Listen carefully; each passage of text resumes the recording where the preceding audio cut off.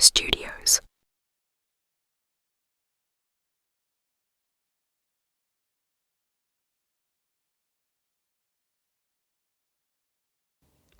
This story is drawn from public records, court records, historical reporting, and community accounts. Legal outcomes are described as they appear in the available record. Where the record leaves gaps, some details have been reconstructed for clarity. Those reconstructed details are not presented as established fact. The men who heard the gunshots inside the Russell County Jail thought they knew exactly what they were running toward. They were wrong. On a Sunday night in May of 1960, officers rushed towards the sound of gunfire coming from a booking room in Lebanon, Virginia.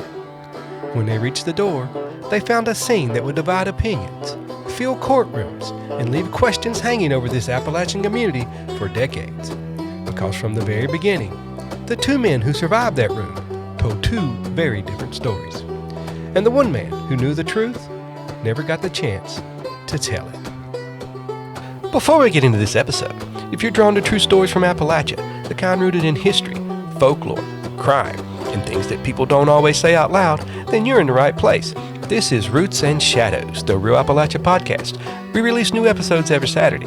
If you decide to stay, go ahead and press that follow button. That way these stories don't have to come looking for you.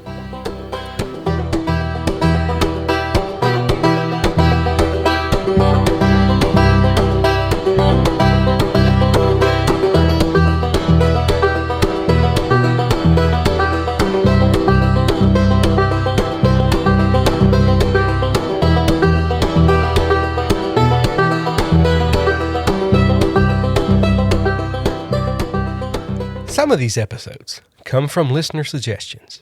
Some come from digging through old newspapers and courthouse records. And some come from nothing more than a conversation with somebody who says, "Hey, have you ever heard about?" What I've learned over the years is that Appalachian stories are often connected in ways you'd never suspect. One story leads to another. A name shows up here, a name shows up there, maybe somewhere where it shouldn't. And before long, you're following a trail you never intended to take. And that's exactly what happened here. While preparing for this episode, I came across something that made me stop and say, now wait a minute, that can't be right. So I started digging. The more I checked, the more it appeared to be true. And when I finally confirmed it all I could think was, well, doggone. I'll tell you about that before this story is over. As I try to do with many of these stories, I paid a visit to the town where this one began. Not long ago, I made the drive to Lebanon, Virginia, the county seat of Russell County, tucked into the mountains of far southwestern Virginia. Founded in 1786, Russell County was once so large that 6 other counties would eventually be carved from it. And at the center of it all sits Lebanon, a town that has spent generations serving as the heart of the county.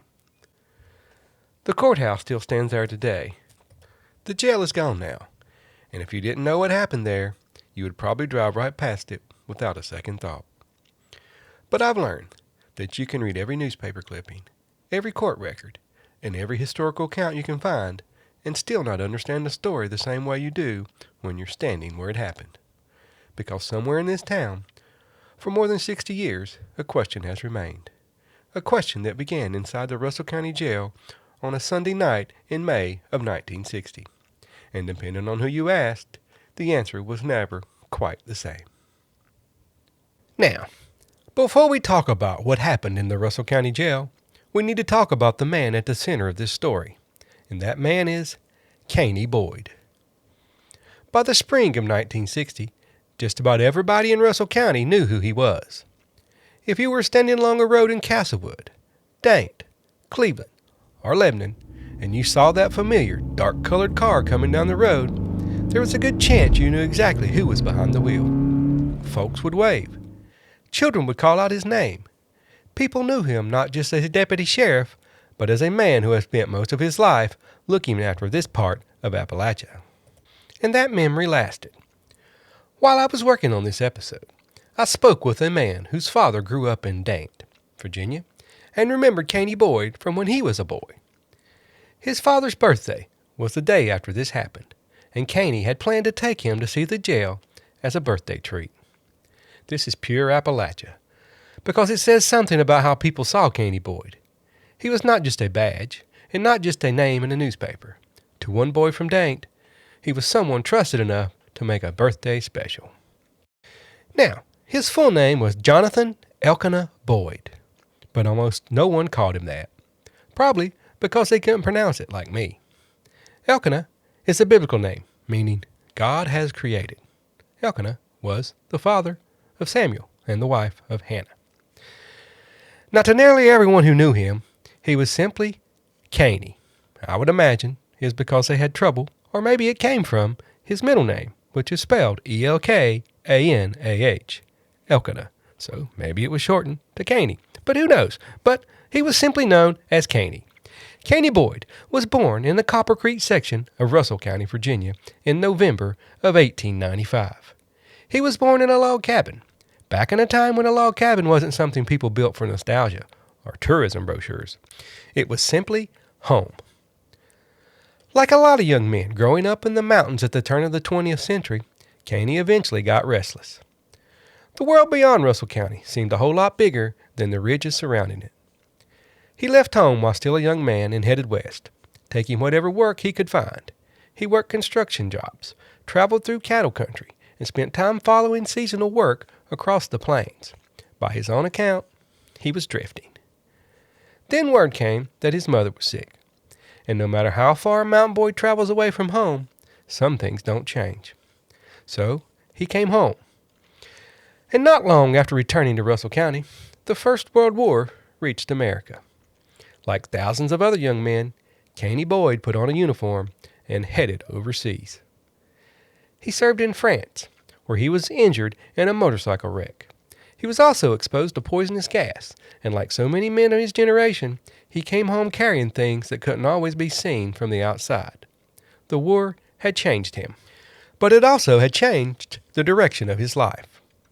He later said he wasn't physically able to return to the hard traveling work he had done before the war, so he started looking for something else. What he found was law enforcement. And in many ways, that's where the story of Caney Boyd really begins.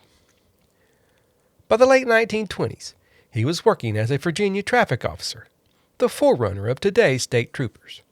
But during Prohibition, traffic wasn't always the biggest concern.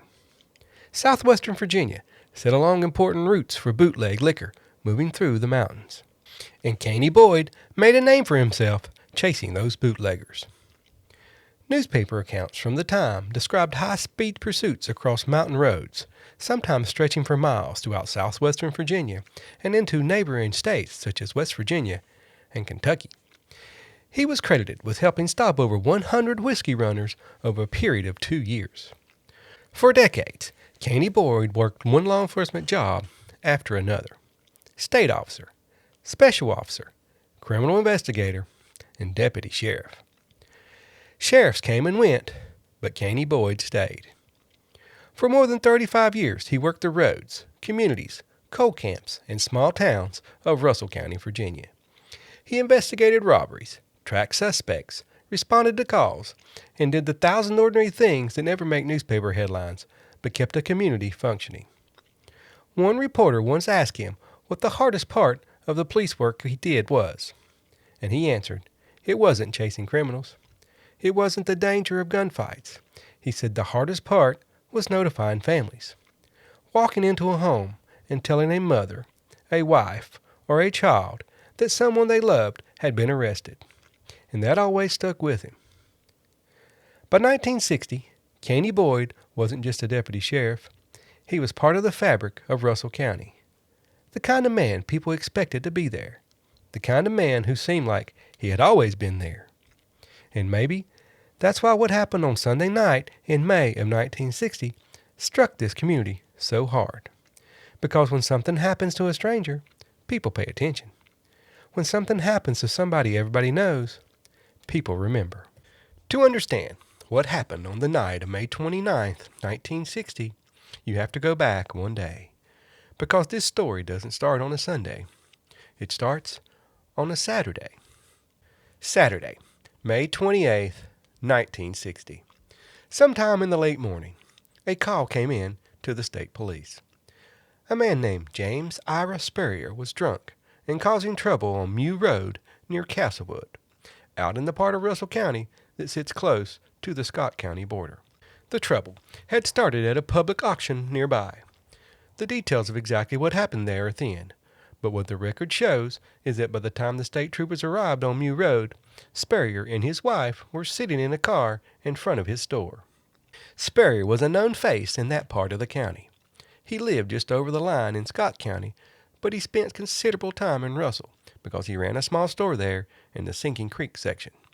He was a railroad engineer by trade, 60 years old, not a drifter, not an unknown, a man with roots and a name and a place in the community. The troopers found him without much difficulty. He was arrested without incident, and when they searched the car, they found a gun. He was booked into the Russell County Jail in Lebanon on a drunk driving charge, with the firearm adding another layer to the situation. He spent Saturday night in that jail, and Sunday morning he walked out back into Appalachia. What Spurrier did with his Sunday is not fully captured in the surviving record. What the record does show is that by Sunday evening, he was back on Mew Road, back near Castlewood, back causing the same kind of trouble that had gotten him arrested less than 24 hours before. The first call came into Caney Boyd's house sometime around 3 o'clock that Sunday afternoon. Spurrier was drunk and causing trouble on Mew Road. But Caney wasn't home. His brother answered the phone and took the message. Boyd was out visiting family somewhere in the area.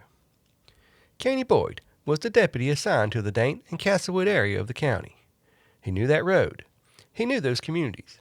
He had been working that territory for years, living for a time at the Dante Hotel until his lease ran out in 1957 and the hotel itself was torn down not long after, and then moving to the Roanoke Hill section of Dante.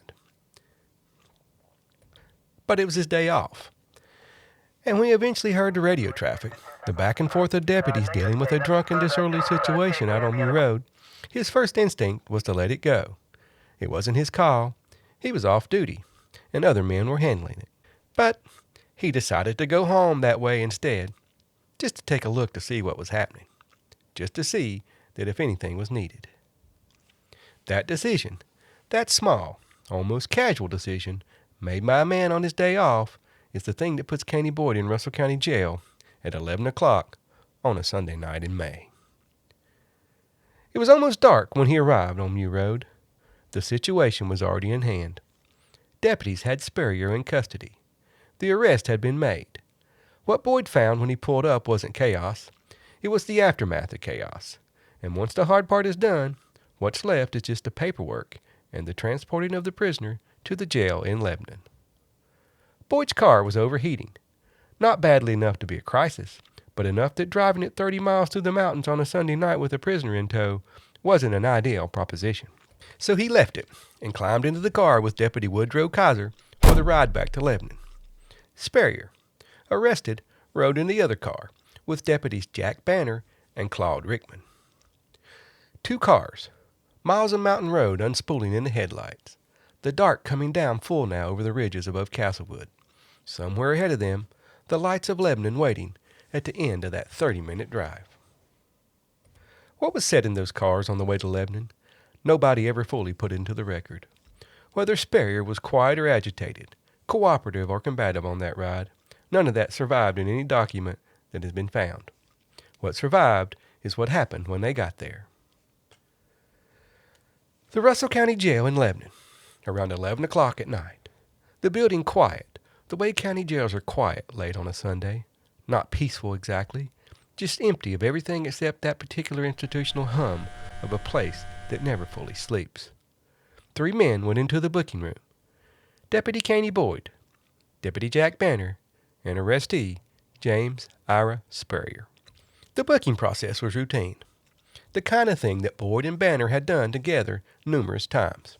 Filled out forms, a prisoner to process, the ordinary bureaucratic machinery of a county jail grinding through its ordinary motions on an ordinary Sunday night. And then a telephone rang. And according to later testimony, Boyd picked up an extension in another office to answer the call, which means that for a moment, just a moment, the configuration of those three men in that building changed. Banner and Spurrier alone in the booking room, Boyd on the phone in the next office. 5 seconds passed, maybe 10, and then the shots rang out. When officers ran toward the sound of the gunfire and pushed through the door of that booking room, what they found was Deputy Sheriff Jonathan Elkanah, Caney Boyd, on the floor. He had been shot multiple times. And in that room, standing over what was happening, were Jack Banner and Ira Spurrier, both of them alive. What happened in those 5 or 10 seconds between the phone ringing and the shots being fired is the question that Russell County has been living with ever since. And whatever happened in that room, Caney Boyd never got the chance to tell his side of it. In a courtroom, the truth is supposed to emerge from the conflict between competing accounts. You put 2 stories side by side. You subject them both to scrutiny, and somewhere in that process, the facts sort themselves out, and what actually happened rises to the surface. That is how it's supposed to work. What happened in the Russell County Circuit Court in Lebanon in October of 1960 was something considerably more complicated than that. Because the 2 stories, told by the 2 men who were standing in that booking room when Caney Boyd hit the floor, were not just different in the details, they were polar opposites. Now, Jack Banner was not just another deputy in the Russell County Sheriff's Office. He was the brother of the then Sheriff, Houston Banner. That family connection would not change the facts of the case, but it was one more detail people in Russell County remembered as they followed the trial. The account given by Deputy Jack Banner and supported by the prosecution throughout the hearings and the trial was that Banner was sitting at a desk in the booking room when Spurrier, who had already been arrested once in the last 24 hours and who had a history with law enforcement in this part of the county, made his move. According to Banner, Spurrier reached out and snatched a pistol from his holster before he could do anything to stop it, grabbed it clean out, and before Banner could react, before he could get up from that desk or get his hands on Spurrier or do anything at all to prevent what was happening, Spurrier raised a gun and shot Caney Boyd. A man with 35 years of law enforcement shot in a booking room on a Sunday night by a drunk prisoner who grabbed a deputy's gun off his hip.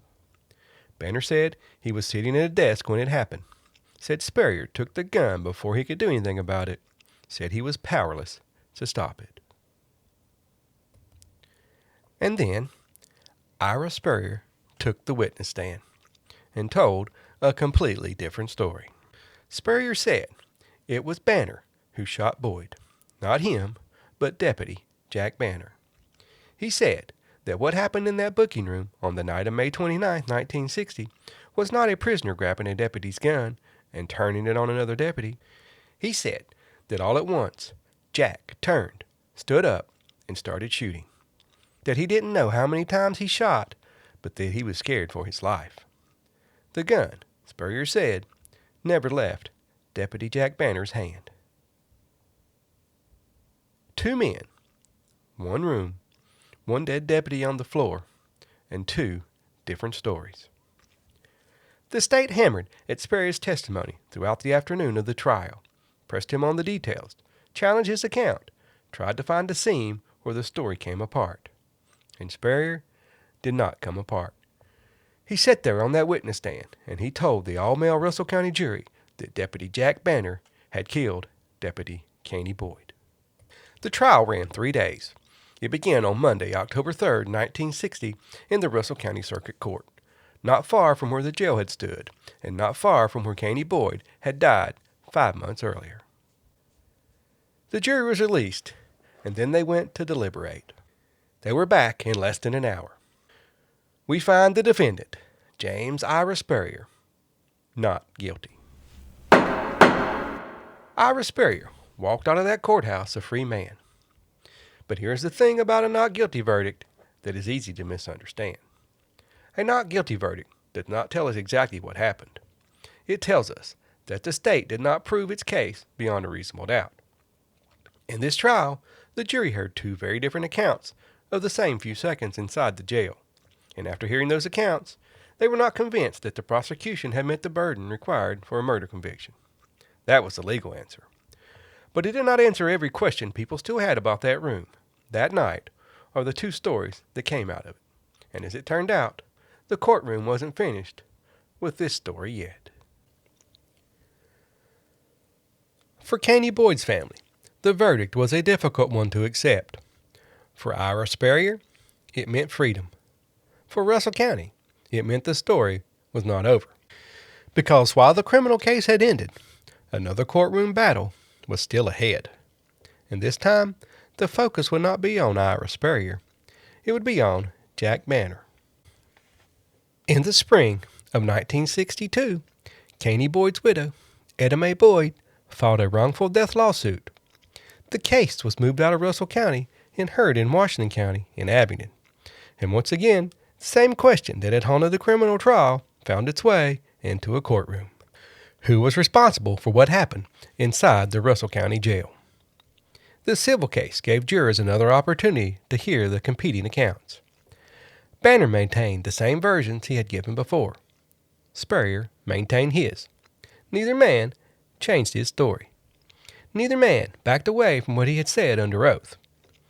The same divide that existed in the criminal trial remained firmly in place. After hearing the evidence, the civil jury returned a verdict in favor of Jack Banner. Legally, Ira Spurrier had been acquitted, and Jack Banner had now been cleared in the civil lawsuit. But neither courtroom had answered the question in a way that settled it for everyone. The question of what happened to Caney Boyd.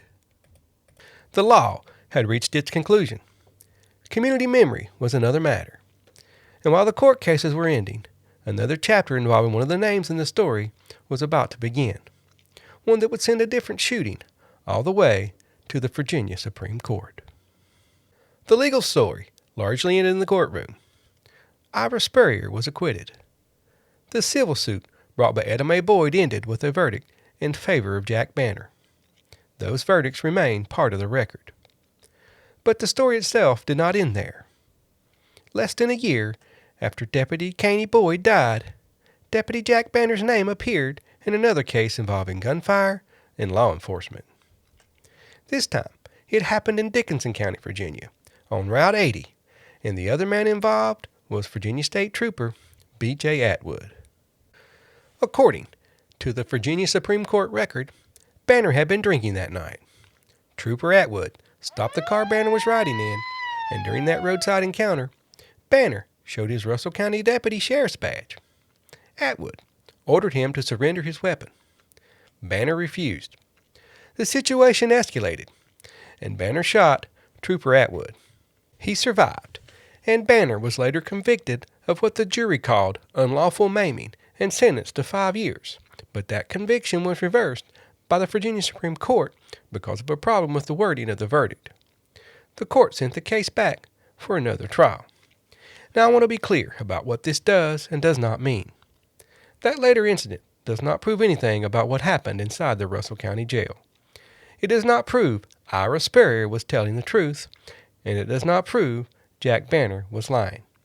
It was a separate case. But because Jack Banner was one of the central figures in the Caney Boyd story, and because the case became part of the public record, it is worth noting here.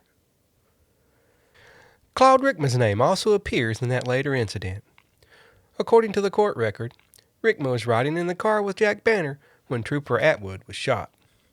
That matters only because Rickman was also the same deputy who had ridden with Banner and Ira Spurrier from Castlewood to Lebanon on the night Caney Boyd died. Again, that does not answer the question of what happened in the booking room. It is simply part of the record. And that brings us back to the question Russell County has lived with since the May of 1960. What happened in that booking room? And the answer is the same today as it was then. But what we do know is that Caney Boyd entered that room. What we do know is that only 2 men walked out able to give their account of what happened. And what we know is that those 2 accounts never matched. One man said a prisoner grabbed a deputy's gun.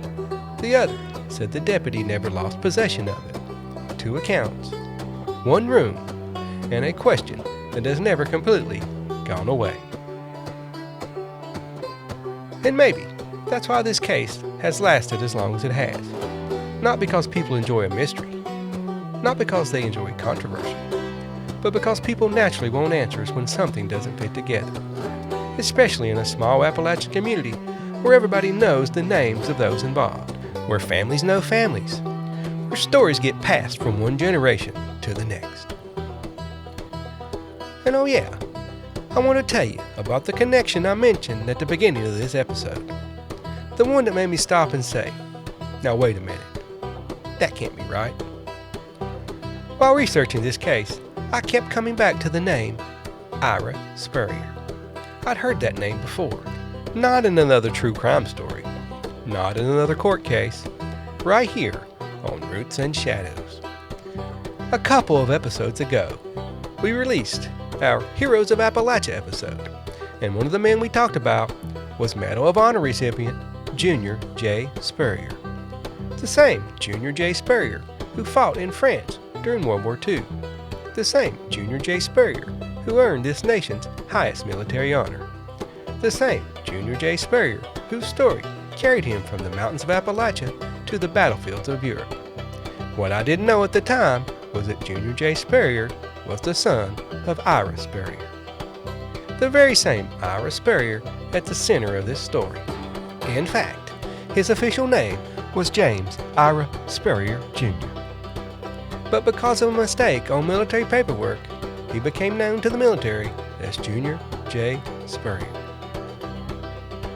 When I finally confirmed that connection, I just sat back for a minute, because that's Appalachia. One story leads to another. One name leads to another. And sometimes a trail that begins in an old newspaper clipping or a courthouse record ends up connecting to a story you thought was completely unrelated. History has a funny way of doing that around here. The mountains have a way of holding on to these stories. And sometimes, if you're willing to dig a little deeper, those stories find their way right back to each other. And maybe that is the Appalachian truth. Not that we always get the answers, but that the stories never really leave. They wait in old records, in family memory, and in places where the roots and shadows meet. Caney Boyd was more than the question left behind in that booking room. He was a son of Russell County, a veteran, a lawman, and a man remembered by people who knew him not just for the badge he wore, but for the life he lived among them. The courts reached their conclusions. The debates never fully disappeared.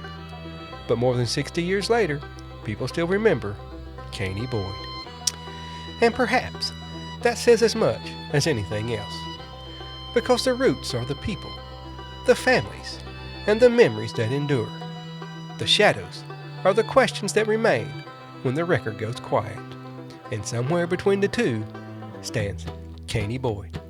Still remembered, still part of Russell County, still part of Appalachia. This has been Roots and Shadows, the Real Appalachia Podcast, where every root tells a story and every shadow hides one.